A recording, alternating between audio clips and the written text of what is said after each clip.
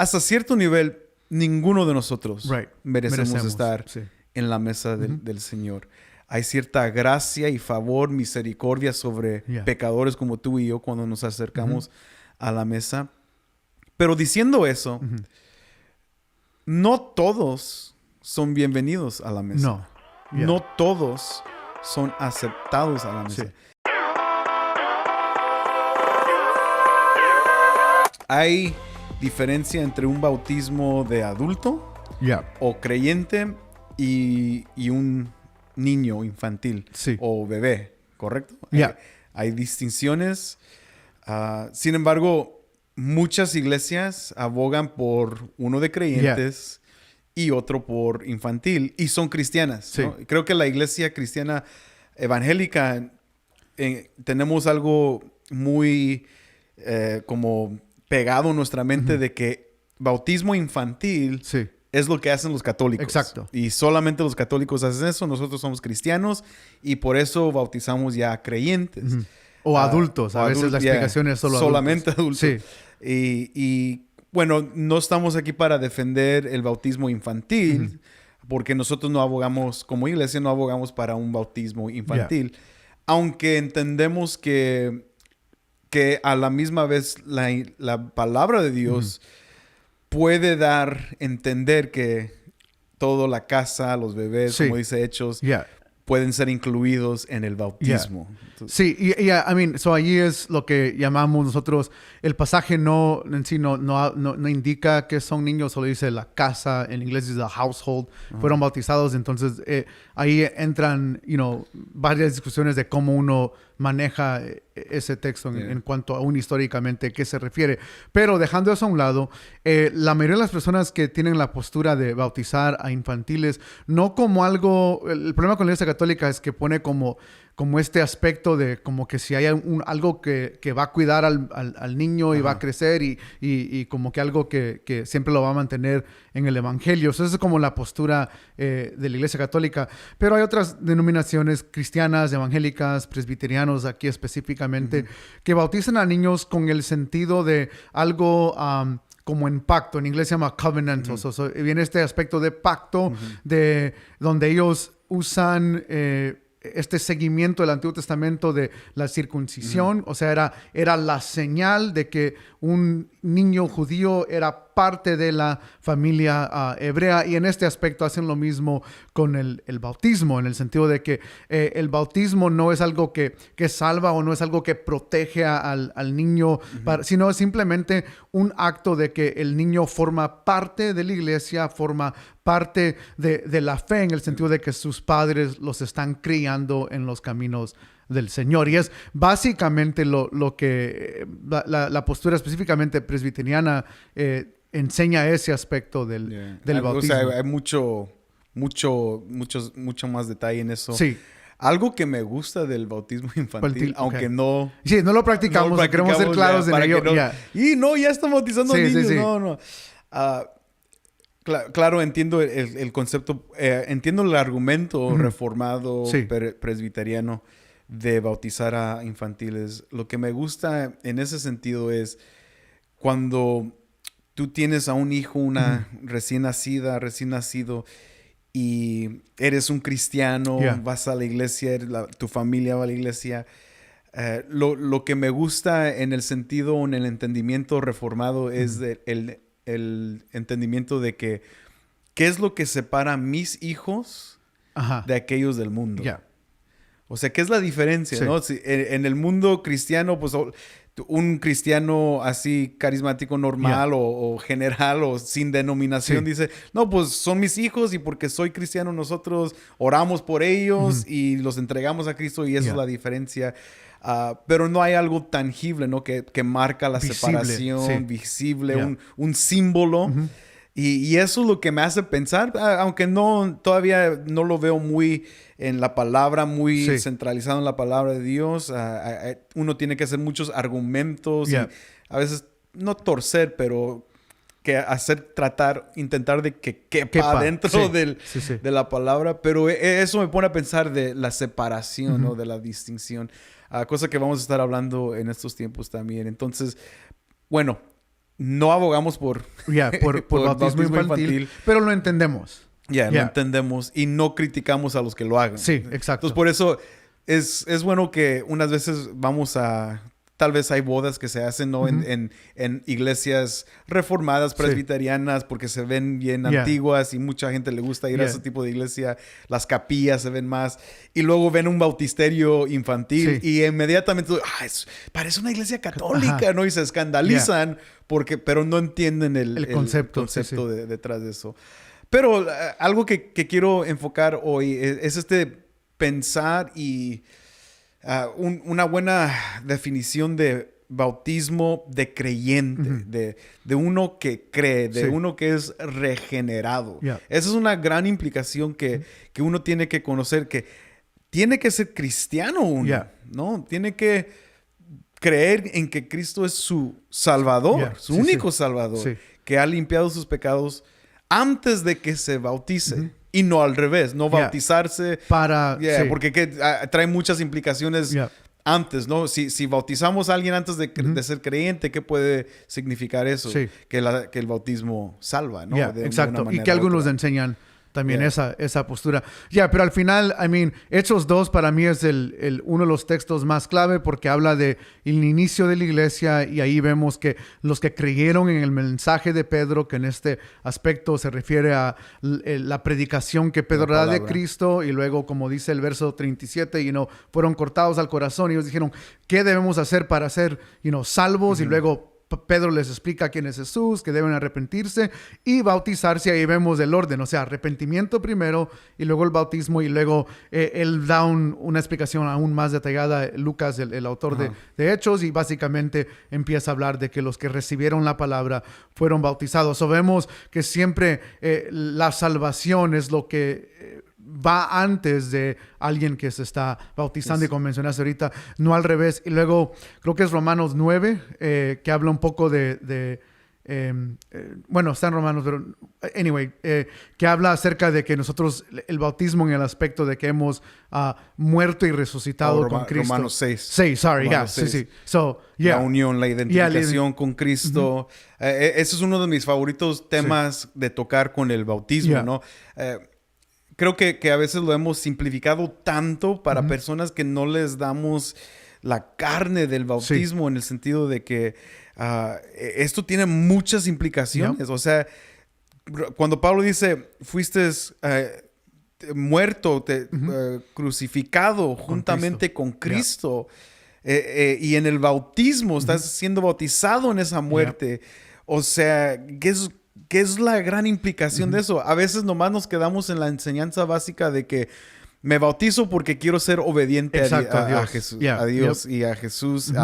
Jesús se bautizó y por eso me voy a bautizar. Y bueno, es claro, pues obediencia es clave en esto. Uno tiene que ser un cristiano obediente a su Señor. Pero si perdemos, si los pastores o las clases de bautismo no enfatizan la unión con Cristo en su muerte, de que como Cristo muere, también uno muere a su vida pasada, uno muere literalmente. Por eso el modo que lo hacemos es ser sumergidos debajo del agua. Representa mucho eso y eso para mí la gente tiene que entender esa muerte. Tiene que entender esa muerte de yo ya no soy el mismo. El hecho de que Cristo me regeneró ya, el Espíritu Santo me ha regenerado, me ha dado una nueva vida, me ha limpiado, borrado mis pecados. Por eso ahora esa persona ya está muerta. Y luego la unión, Pablo lo repite en 1 Corintios 15, al ser resucitados con Cristo, ¿no? Eso también es simbólico de vivir y de actuar en una nueva vida, una nueva creación. Y eso es lo que para mí, como pastor, es darle a la gente ese entendimiento de bautizo. No salva, pero representa de lo que ha sido salvado. Exacto. Y por eso no podemos estar unidos con Cristo sin antes haber sido regenerados. Y por eso esos dos textos para mí son los que más, aún claramente en la Biblia se ve que es necesario ser creyente para bautizarse y no al revés. Y podemos también otra vez hablar de todos esos temas doctrinales, podemos hablar extensamente de ellos, pero también reconocemos que es un imperativo, ¿no? Pedro dice, sé bautizado, cree y sé bautizado en Hechos capítulo 8. Entonces, esto es parte también, un imperativo para los cristianos, porque tú has vivido en la iglesia por mucho tiempo también. Y hemos escuchado esto, ¿no? No estoy listo. No estoy listo. No estoy listo. ¿Qué hacemos con eso cuando cristianos dicen eso? Y al final, porque de nuevo, hablando de esta unión con Cristo, entonces, si no estamos listos para bautizarnos, no estamos listos para muchas cosas. Para ser cristianos. Y ese es el peligro ahí, porque luego creo que la persona no está pensando bien en qué está afirmando entonces de su vida cristiana si no está listo para bautizarse. Y por eso aún en la iglesia primitiva ves que esto es algo que al inicio, porque hablando de nuevo de esta marca, esta distinción, por eso la iglesia en sí bautizaba, porque era el acto público, diría yo, de algo que es real internamente. Entonces, si yo estoy confesando a Cristo, creyendo a Cristo, la manera en que la iglesia simbólicamente, el cuerpo de Cristo, podría saber eso, es cuando alguien se bautizaba. Exacto, es simbólico y es parte, yo soy parte de esto, yo soy un discípulo de Cristo. Ahora, estamos hablando de las ordenanzas de Jesús y cosas que Él nos dio a la iglesia para seguir.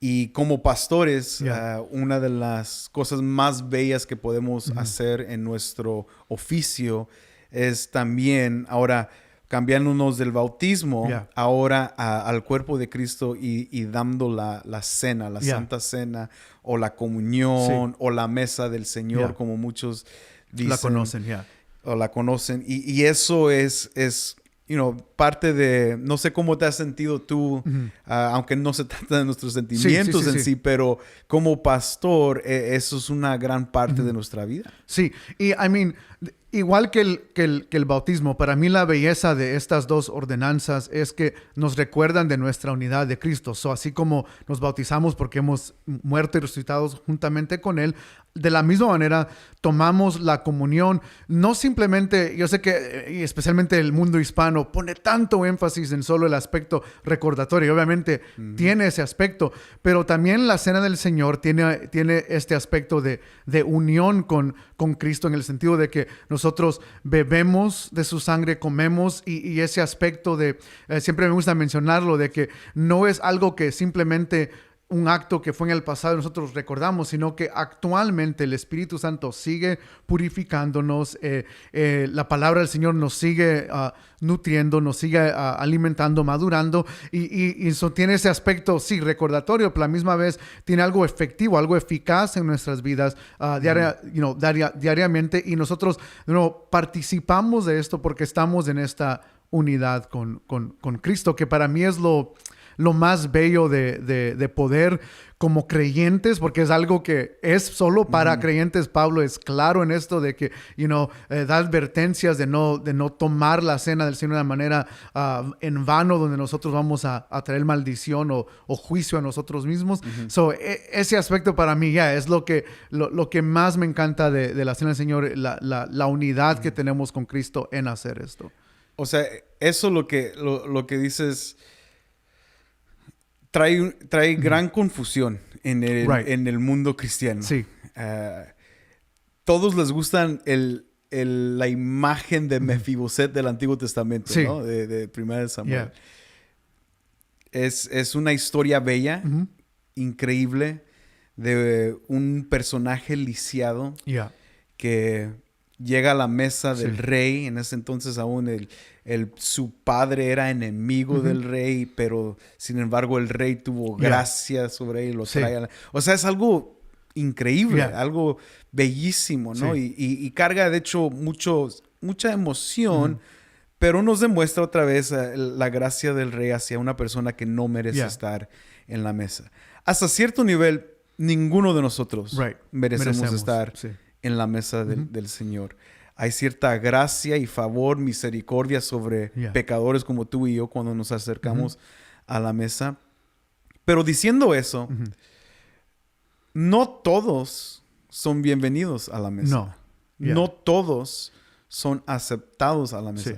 Y esto es parte de la razón por qué te pregunté al inicio cómo te sientes, ¿no? Cuando tú das la comunión. Sí. Eso a veces para mí es un tiempo porque como pastor, por ejemplo, eso es lo que hago. Presento la ordenanza. Sí. Leo Mateo 26 o Lucas 22, donde que las palabras de Jesús, este es mi cuerpo para ti. Entonces, eso resuena. Y luego Pablo también, cuando lo leemos de 1 Corintios 10 y 11, Pablo, como fui enseñado, esto se los doy a ustedes, que cuando Jesús se reunió con sus discípulos, este es mi cuerpo otra vez para ti, mi sangre para ti. O sea, cuando decimos eso y lo presentamos, y luego después de eso, tomamos un tiempo como, pero... Sí, hay que cuidar. Hay que cuidar. Sí. En inglés me gusta la frase fence.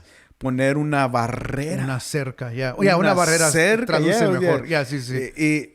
Pero se escucha mal, bro. Sí, o sea, si somos honestos, se escucha... Pero ¿cómo? Jesús nunca hace eso. Sí. Jesús es abierto para todos. Right. Y por eso el concepto de todos son bienvenidos a la mesa es tan causa impacto. Pero si lo examinamos bíblicamente, no todos son bienvenidos. De hecho, Pablo, tú mismo lo dices en 1 Corintios 11. Don't. Y de hecho los reprende en el capítulo 10 que lo que estaban haciendo no era. Correcto. Porque en sí todos estaban invitados en ese momento y aún los que se estaban cometiendo idolatría en ese tiempo. Pero eso es lo que me llama mucho la atención como pastor de cuando nos reunimos para la mesa del Señor. Como pastores hacemos una barrera, un alto de quienes no. Sí. Ahora, quienes no pueden ser parte de la... Obviamente el primero es todo aquel que no está unido con Cristo. Aún tomando la ordenanza, haced esto en memoria de mí. Si yo no soy creyente, yo no tengo memoria de nada. O sea, no soy creyente. Yo no puedo decir, yo estoy haciendo esto simbólicamente en recordatorio de que Cristo ha muerto por mí, ha resucitado. O sea, yo no puedo participar en ese aspecto. Ese es uno. Pero luego Pablo, por eso dice, examínense cada uno. Soy aquí hablando al creyente, todo aquel, y hay una diferencia aquí. No dice todo aquel que comete pecado, porque obviamente entonces sí nadie calificaría a la mesa. Pero él habla, ahí la idea es aquel que conscientemente está practicando y normalmente es el mismo pecado y sigue haciéndolo, no hay arrepentimiento, esa persona trae juicio a sí mismo si toma la cena del Señor. Y en el contexto, como mencionaste tú, desde el capítulo 10 al 11, o sea, porque es donde la enseñanza en sí inicia, la iglesia estaba dividida. Y es otro aspecto que a mí sí me encanta recordar, la congregación, de que somos un cuerpo de Cristo. O sea, por eso... ahorita tal vez voy a desligar un poquito cubre el tema, pero un poco un rabbit trail, digamos en inglés. Pero por eso muchos nos preguntaron, ¿por qué durante la pandemia? ¿Por qué no tomar la cena virtualmente? Bueno, número uno, como pastores no podemos guardar la mesa porque no sabemos quién está tomando en línea o no. Y segundo, porque el cuerpo no está unido. Y ese es el simbolismo de que somos un solo cuerpo, debemos todos estar unidos. Y entonces Pablo hace eso claro también. Eso implica, si yo y mi esposa, porque inicia en la casa, no estamos bien, a veces yo lo menciono en la congregación, pero si no estamos bien, yo no debería de tomar la cena. Si aún pleitos con los hijos, lo mismo. O sea, porque implica el hogar y a la misma vez el cuerpo de Cristo, que si yo tengo algo en contra de mi hermano, que es en sí lo que estaba sucediendo en 1 Corintios 10 y luego en capítulo 11 lo recalca más Pablo, pero ya los ricos por su lado, los más pobres y las viudas daban de comer, o sea, menospreciándolos, o sea, el cuerpo no estaba unido. Esas son las tres áreas más grandes donde nosotros debemos guardar la mesa del Señor. O sea, destruye el elemento de coinonía, que es la palabra que Pablo utiliza ahí, la coinonía, la familia, la conexión entre hermanos y hermanas en Cristo. Y eso es en serio. Y a veces porque tal vez no critiquemos como pastores, tal vez no estamos siempre criticando a la Iglesia Católica, como lo hacen ellos, está mal, por eso. No, tal vez eso no sea parte. Pero a la misma vez, muchos caemos en en el sentido de, igual como la Iglesia Católica, es rutinario, es solamente ceremonialismo, es solamente algo que es parte de la Iglesia, porque si no lo hacemos, pues nos vamos a ver mal. Y se nota, ¿no? Yo antes, o sea, examinaba si en un tiempo, no recuerdo que lo hacía yo, pero yo no tomaba la importancia necesaria para estudiar el aspecto de dar la Santa Cena. Y ahora eso es parte de mi semana, cuando yo sé que la Cena del Señor la vamos a celebrar este próximo domingo, como por ejemplo hoy, ahorita, que es lunes. Mi mente ya está en eso, you know? Al igual de prepararme para el sermón, me estoy preparando para la cena y hay un tiempo adecuado, hay un tiempo específico, y no es como que algo, pues agárrate las galletitas y el juguito y todo el mundo, pues vámonos, gracias a Dios, y celebrar. Sí es celebratorio, pero a la misma vez es el reconocimiento de que ninguno de nosotros merece estar ahí, y el único que nos sostiene en la mesa es Cristo Jesús, su cuerpo. Comemos de Él, somos alimentados de Él espiritualmente y nos ayuda durante nuestra vida. Y el último elemento de parte de eso es recordamos que Él va a regresar. Exacto. O sea que no es solamente pasado, es presente. Y es futuro. Y Pablo dice hasta que Él regrese. Entonces proclamamos su venida hasta que Él regrese. Sí. Y ahorita estamos hablando un poco de las marcas de una iglesia. So quiero traer esto también en mente de que, cómo la iglesia enseña estas cosas. Hay iglesias que hacen bautismos espontáneos. El que quiere venir un domingo especial y enseña el bautismo. Ok, tú, y parece un mercado. ¿Quién quiere? Vengan todos los que quieran. Pero no hay afirmación si son salvos, si son verdaderos creyentes. Puede ser una emoción en ese momento. Y lo mismo hacen con la Santa Cena. Hay iglesias que no les importa, o sea, dejan que todos participen, nunca enseñan estos aspectos, y creo que para nosotros es importante que cualquier persona que nos está escuchando demuestra mucho, porque por eso estamos hablando, ¿cuáles son las marcas de una iglesia sana? Well, ¿cómo una iglesia lleva a cabo el bautismo? Ese proceso, sea, clases, el mismo día, ¿cómo es que lo lleva? Y de la misma manera, ¿cómo enseña a aquel que está exponiendo acerca de la Cena del Señor? ¿Cómo lo enseña? Y es importante analizar eso para ver en qué tipo de iglesia una persona está.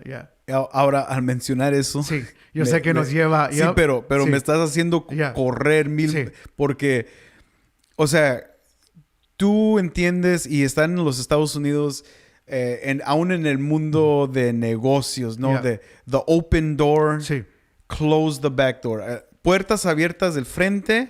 Cierren las puertas de atrás. Y a veces la iglesia se ha comparado mucho a esa manera de negocio, porque queremos que las puertas del frente estén abiertas y queremos cerrar las puertas de atrás para que nadie se salga. O sea, que entren todos y que nadie salga.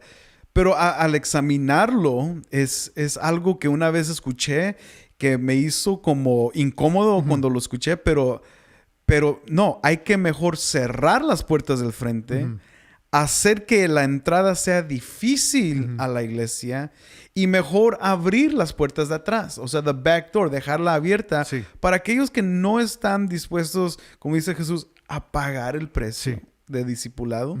Pues no tienes ningún deber de estar en la iglesia, en el sentido de que esto no es un juego. Y eso... Yo sé que eso para mucha gente eso choca. Está como, güey, what, ¿no? Las manos de Cristo están abiertas y claro, entendemos eso, pero ¿quieres ser miembro de una congregación? ¿Quieres ser un discípulo de Jesús? Hay un precio que pagar. Y no lo digo yo, lo dice mismo Jesús. Y abrir las puertas de atrás a veces es mucho mejor para una iglesia para que crezca saludable, que tratar de tener un lugar de puros pecadores que no se arrepienten y que viven en paz, ¿no? Entonces, tiene que haber una distinción entre el mundo y la iglesia. Y a veces en la iglesia no lo hay.